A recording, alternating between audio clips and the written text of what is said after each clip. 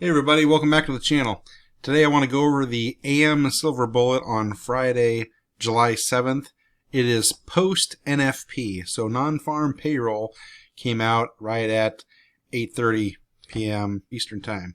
So Non Farm Payroll, price comes up, spikes up, and then comes all the way down, and you get all this price action between 8:30 and 10 o'clock, okay? So here's where we're going to start the AM Silver Bullet session. We're going to go candle by candle, and I'm going to buy or sell based on what we see here, okay? Looking at this, we have NFP started here. The price came down, and price is coming back up. And we see that right now, we're coming here, buy side is being taken. We haven't taken this buy side, but there's buy side liquidity above here. There's, buy side was taken here, here. We're taking buy-side liquidity as we're coming up. Hopefully we're targeting here, but we'll see what happens, all right? So this dark gray that you're seeing here is actually the 10 o'clock Silver Bullet hour.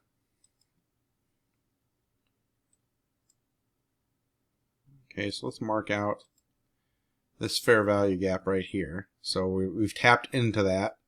Let's see if this gets respected and we come back down to see if we get these volume imbalances here, fair value gaps is on this side down here. See what happens. Okay.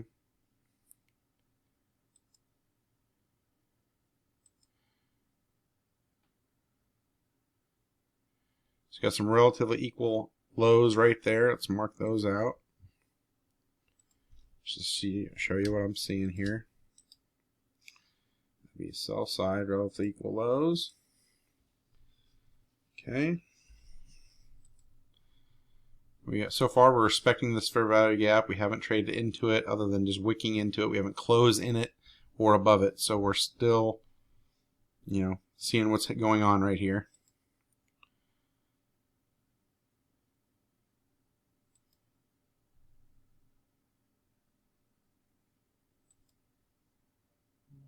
Okay, so there we take out the swing low here that created the high. We've taken that out now.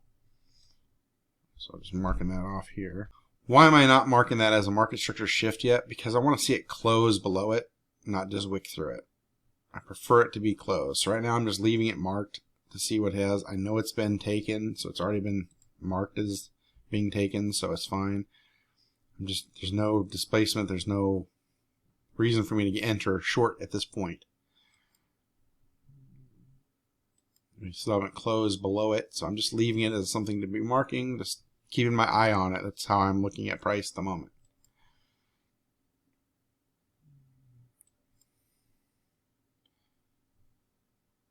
Okay, so let's extend this out, see if we hit this or not.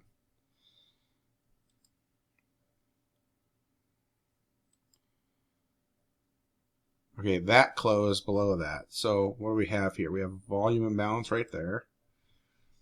And then I'll use this lowest low as a market structure shift, even though, we took it out here, but we didn't, there's no displacement. So now with displacement, we've taken out a low. So you can use any of these, but I use the lowest one as a market structure shift.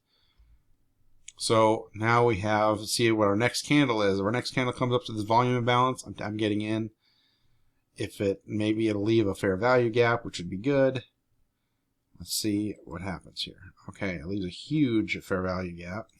Okay, so now as I'm looking at this, I'm looking at a huge fair value gap. I want to come in the middle. When I see a fair value gap this big, I don't want to enter until it's closer to the middle. Definitely not at the bottom. I need it to come up more. So I'm looking left and see if there's any other reason to help confirm where a good entry would be for this fair value gap. And when I look, I see either a breaker block. Okay, so let me explain this, because I know that some people are like, that's a mitigation block. It's actually, you can see it two ways, okay? You can say that this purple area, let me get rid of the fair value gap. You can say that that is a breaker block by using, let me turn the line chart on, by using this high, swing high, this low, swing high, takes out this high, and breaks through. There's a breaker block. Okay, so again, I'm using this high, low, higher high, breakthrough, breaker block. Okay. If I said, hey, this was a mitigation block, it's the same candle that I'd be using for me. I'm not using this further down one. You can use this one if you wanted to and use that whole range. I'm just narrowing it down to the one that has the lower body. So I'm just using that. I know it should be down here to this wick. So, you know, you can use either or. I'll use that for now. But why would this be a mitigation block? Well, someone would be like, well, hey, this high to low, lower high, and down. So that's a mitigation block. Either way, you still work the same way. It comes back and comes back up into it. We're taking a trade. So this can be considered a mitigation block. Could be you could see it as a breaker block. It doesn't really matter how you see it as long as you see it. Okay?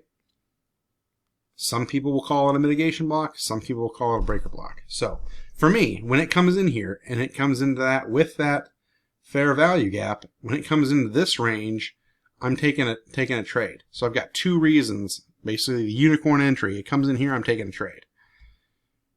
Okay, so okay,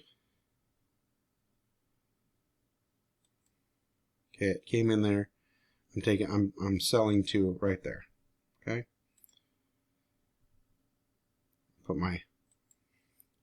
go for 2 to 1. My stop has to go above the high of the first candle. That's my rules.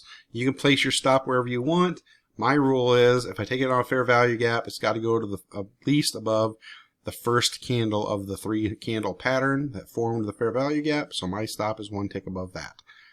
So that means it's 4.5. It means I need 9 handles for to risk 1 for 2. Okay, so and that puts us pretty much right about here. So let's put that as our target.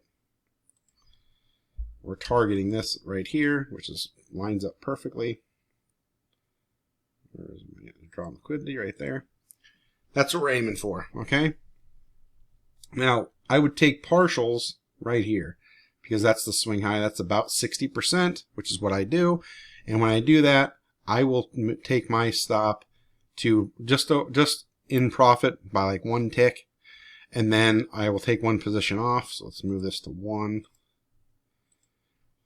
But a candle has to close below it. Now, normally, if you're trading, I would be having a limit order here and taking it off automatically. So if it wicked in there, it would take me out.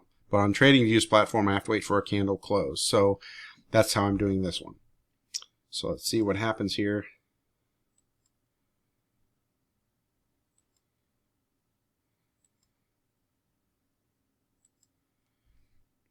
I just want to say, don't get stuck in, is it a mitigation block? Is it a breaker block? I've had comments on that, and I've spent too long, discussing it on Twitter with people. It doesn't really matter. As long as you see a mitigation block or a breaker block, depending on how you want to see it, and this is a perfect cluster of candles that you could see it 2 different ways, it's the same block, okay? Whether you want to call it a mitigation or block or breaker block, it's the same thing. So don't get stuck in the weeds that way because it's a waste of time. See how it's respecting that mitigation, breaker block, fair value gap area. It's not hitting consequent encroachment. It's staying on the bottom half of it. It's hitting that mitigation or breaker block right there.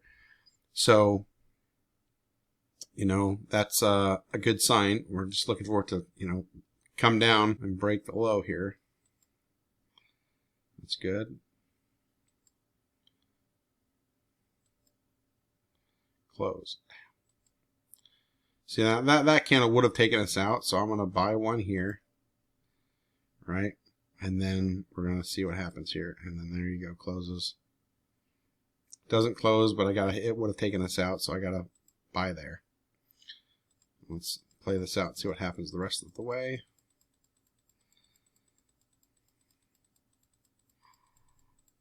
Okay.